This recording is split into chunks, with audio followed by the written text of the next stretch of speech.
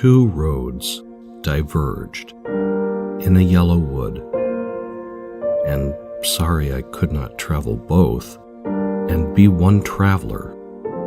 Long I stood and looked down one as far as I could to where it bent in the undergrowth. Then took the other as just as fair, and having perhaps the